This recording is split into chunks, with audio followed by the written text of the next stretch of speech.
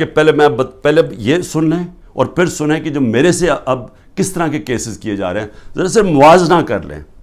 سب سے پہلے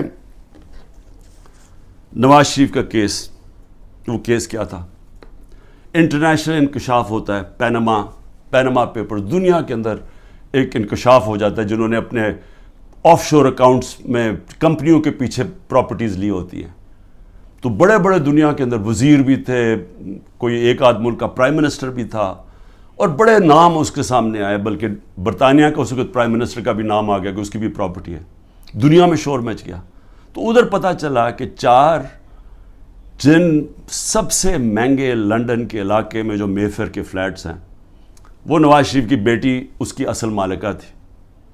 اب سب کو پتا تھا کہ اس کے پاس تو پیسہ نہیں، اس کا مطلب نواز شریف نے خریدے۔ اب یہ تھا کیس، 1.5 سال عدالت میں چلا۔ نواز شریف نے اسمبلی میں کہا ہاں یہ ہیں ہمارے فلیٹس مانے، اور کہا یہ ہیں ذرائع کہ جس کے ذریعے میں نے خریدے۔ جب عدالت میں کیس شروع ہوا تو وہ ادھر سے اور کہانی بدل گئی، وہ ذرائع غائب ہو گئے، اس نے کہا جی قطری کھاتا آ گیا کہ جی قطریوں نے ہمیں یہ کوئی ڈیل ہوئی تھی، کوئی قطریوں سے ڈیل ہوئی تھی تو انہوں نے ہمیں یہ مفت کے دے دیے فلیٹ۔ یہ اس کے بعد یہ کہانی آئی۔ پھر اس کے بعد کلیبری فونٹ آ گئی۔ عدالت کے اندر مریم نواز نے جھوٹ بولا، کیونکہ وہ جو جس فونٹ جس سے جو لکھی گئے تھے کانٹریکٹ، جو اس نے اپنے بھائی کے ساتھ کانٹریکٹ دکھایا، وہ جو اگریمنٹ تھی وہ ابھی تک ایجاد ہی نہیں ہوئی تھی۔ جب اس نے وہ 2007 میں ہوئی، انہوں نے 2006 میں، کیونکہ جعلی کانٹریکٹ تھا، جھوٹ کی سیدھی 3 سال سزا ہوتی ہے، وہ کچھ بھی نہیں ہوا۔ اس کے بعد جناب سزا ہو گئی بعد میں ایون فیلڈ میں، اور پھر دوسرا نواز شریف کا تھا، وہ ایک اور اس کی جو سزا تھی ہل میٹل یا اس کی عزیزیہ مل تھی، اس کے اوپر تو اس کو سزا ہو گئی، مریم نواز کو سزا ہو گئی۔ اب عدالت کیا کرتی ہے؟ اب یہ پوچھا کیا جاتا ہے، ذرا سنیں، وہ مان گئے کہ ہمارے فلیٹ ہیں۔ عدالت اب یہ پوچھتی ہے ان سے کہ جناب بتائیں، آپ ثابت کریں، نیب کو کہتی ہے کہ آپ ثابت کریں کہ یہ واقعی ان کے فلیٹ ہیں۔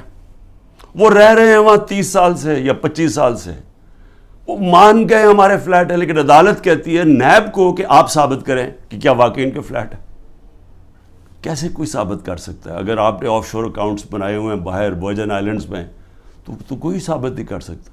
اس طرح تو جو بھی آج میں نے چوری کرنی ہے پیسے، میں بھی وہ وہاں باہر کمپنیز کے پیچھے میں خرید لوں پراپرٹیز، تو ثابت کون، ان کو صدیاں لگ جائے گی ثابت کرنے میں۔ تو ایک تو یہ ہو گیا۔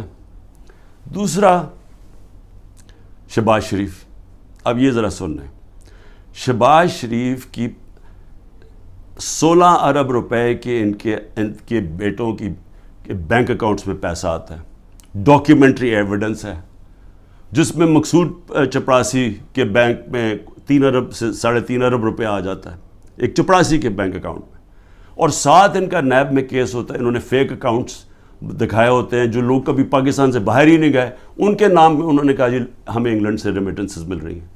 یہی حدیبہ پیپر مل میں اس شریف خاندان نے کیا، جو اسحاق ڈار نے اپنے 164 کے بیان میں بتایا 2001-2002 میں کہ میں ان کے لیے منی لانڈرنگ کرتا تھا، یہاں سے پیسہ باہر بھیجتا تھا، ادھر کسی کوئی قاضی فیملی تھی اس کے اکاؤنٹ میں جاتا تھا، اس نے باقاعدہ بتایا سب کچھ، اس اکاؤنٹ سے پھر پیسہ پاکستان ان کی خاندان کے نام پہ آتا تھا۔ یعنی منی لانڈرنگ یہ حدیبہ پیپر مل سے 25 سال پہلے سے شروع کی ہوئی تھی۔ وہی شہباز شریف وہی پیٹرن کیا، وہی آصف زرداری کے فیک اکاؤنٹس میں وہی پیسے، یہاں سے فیک اکاؤنٹ سے پیسے باہر بھیجو، ادھر سے دکھاؤ کہ جی منی ریمیٹنسز آئے ہیں اور وہاں سے پیسہ منگوا لو، باقی باہر رکھ دو۔ اصل پیسہ ان کا باہر پڑا ہوا ہے، صرف جو پیسے کی ضرورت پڑتی ہے وہ منگواتے ہیں یہاں۔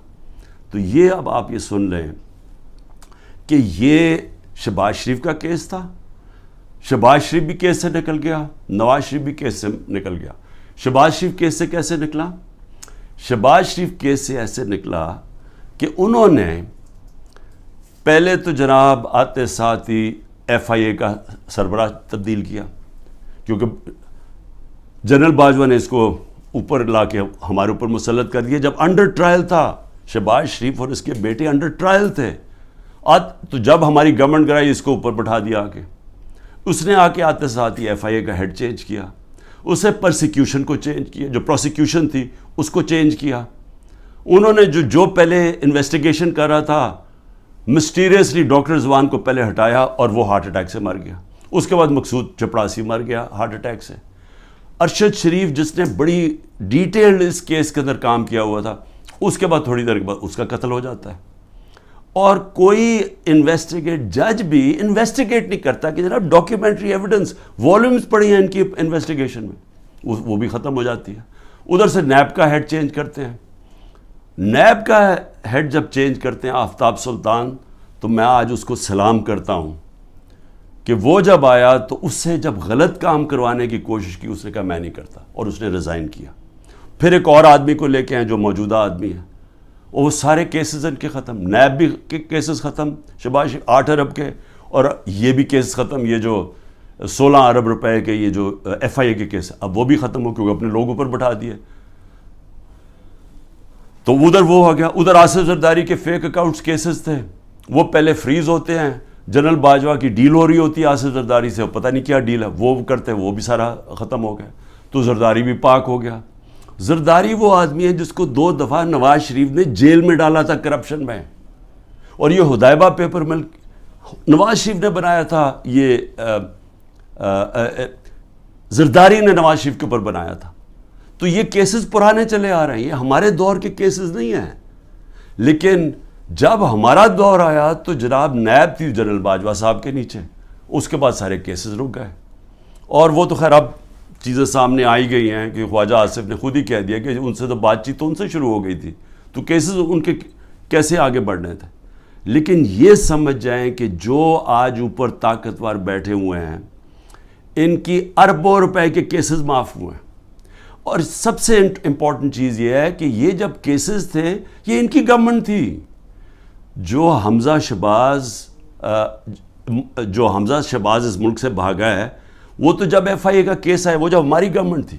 لیکن جب نواز شریف کے بیٹے گھر یا ملک سے بھاگے ہیں تب تو ان کی گورنمنٹ تھی، کیونکہ ان سے پوچھا کہ جناب یہ مہنگے آپ کی پراپرٹیز کدھر سے آئیں.